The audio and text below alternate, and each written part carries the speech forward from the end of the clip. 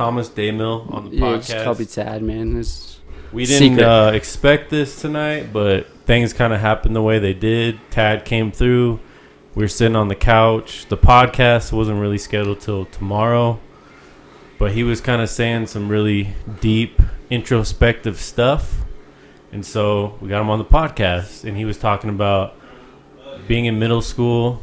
You were obese. You got made fun of. That kind of led you down a path of vegetarianism, deep thinking, just kind of subconscious. Yeah, absolutely, yeah.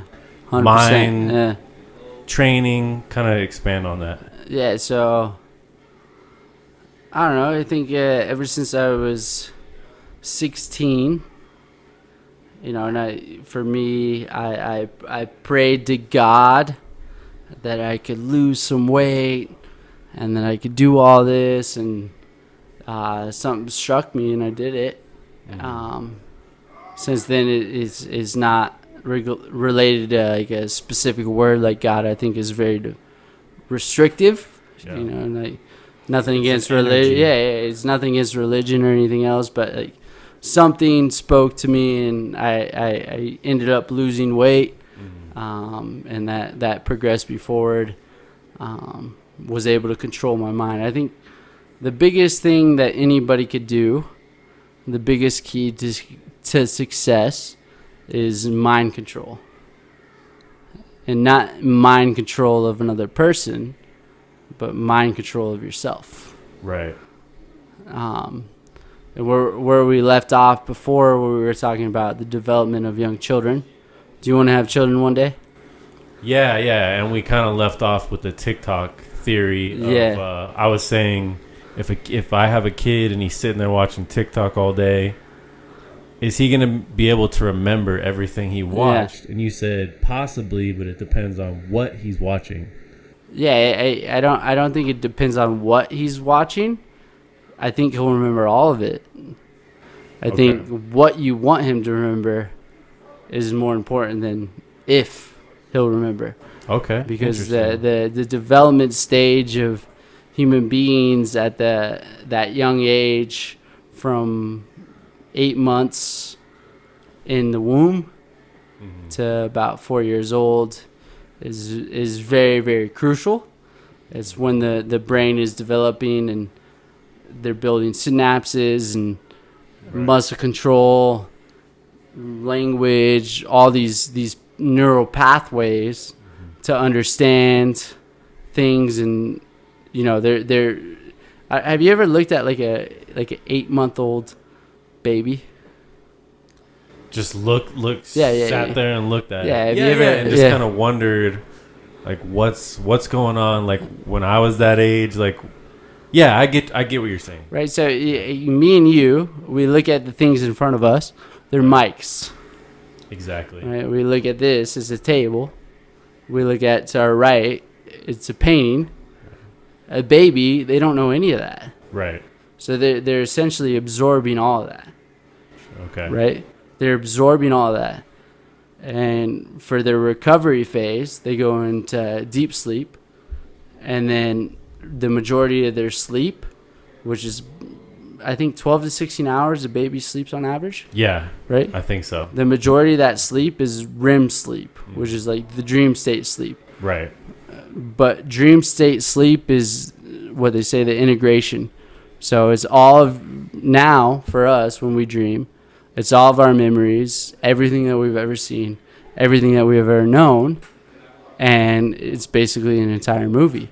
Playing back. It's not playing back. We create something that's not here. Gotcha. The only reason these microphones exist is because of REM sleep. It makes creativity. Interesting. So that's interesting you say that, because there has been times when I might have had a test the next day or had homework to do, and I put it off. And I remember going to sleep thinking about that homework, doing the homework in my sleep. And then the next day, wake up and you got it. Yeah, exactly. Yeah. So you know the periodic table, right? So the guy that created the periodic table spent countless wakeful hours where he was awake, There's got to be a way that I can organize these elements. Went to sleep in a dream, organized them in a dream.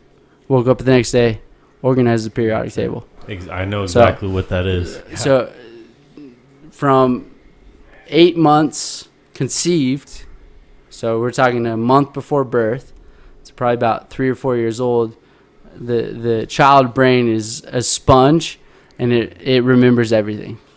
So that is the most crucial stage of development, in my opinion, based off what I've read. It is. Right? I'm not a scientist. For sure. No, for sure. It's a very plastic time. Yeah. Yeah. So there's this concept called language dancing, which is very, very interesting. Language dancing is essentially talking to your child like they're a full-grown adult. What do you feel? How do you feel? What do you think about what happened at that football game? Obviously, they can't answer you, right? Give them a moment.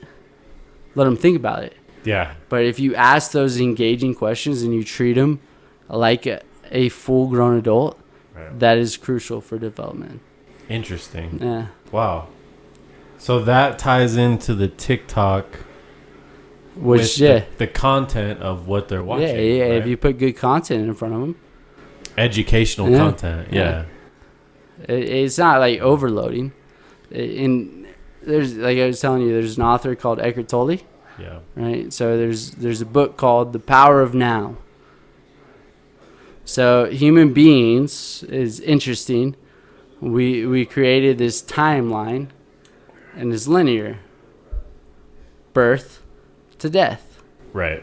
But that's not how time ever existed until we existed and we created it. True. Right. So what I'm going to teach my kids, the only time you have is now.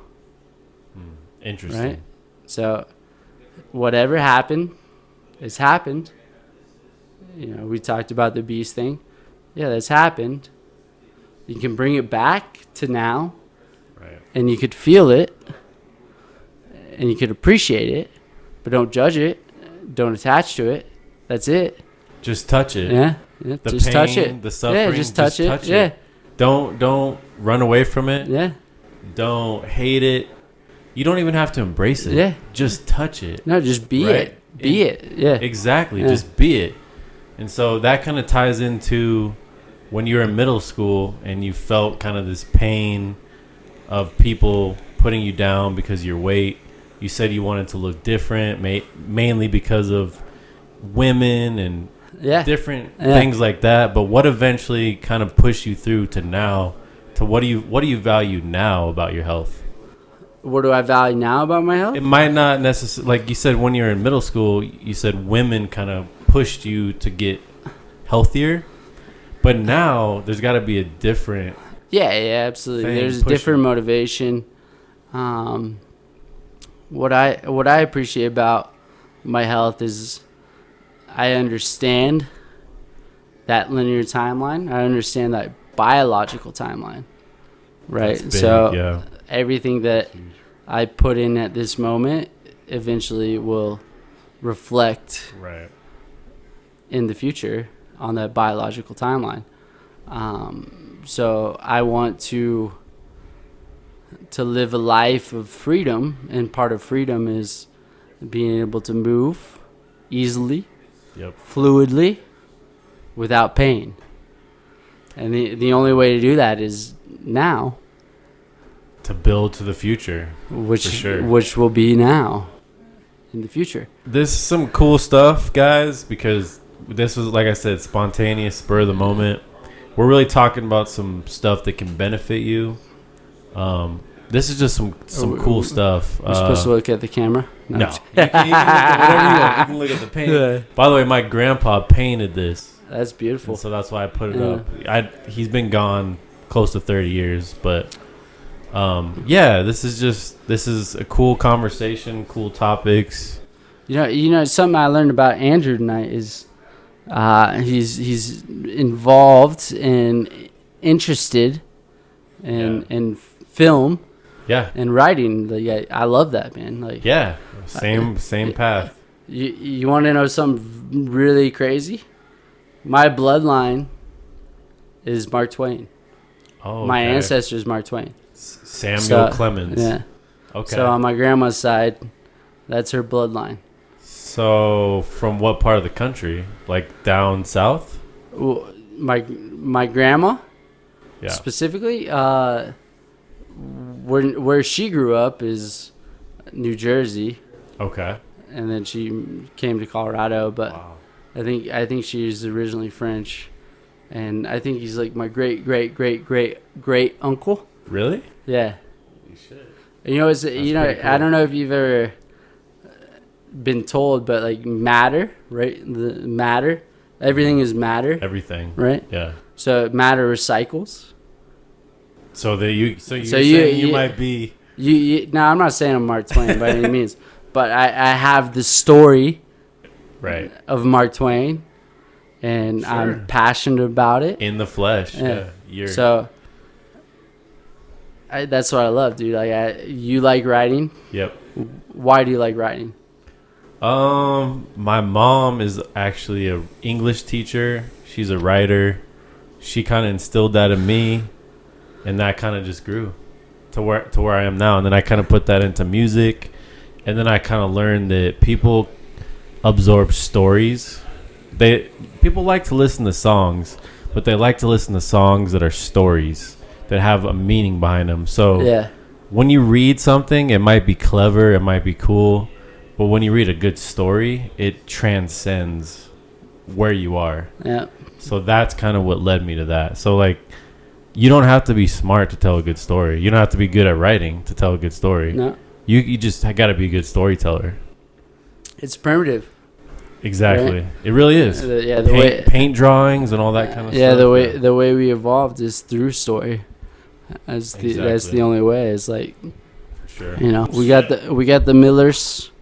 We're still good. Hey. I don't know if anyone's ever seen that commercial, but I used to drink Michelob Ultras for the calories, and then they're like, Miller Lite, 1 calorie extra, better taste. So that's why I got Miller Lite. I used to drink Miller Lite a lot too.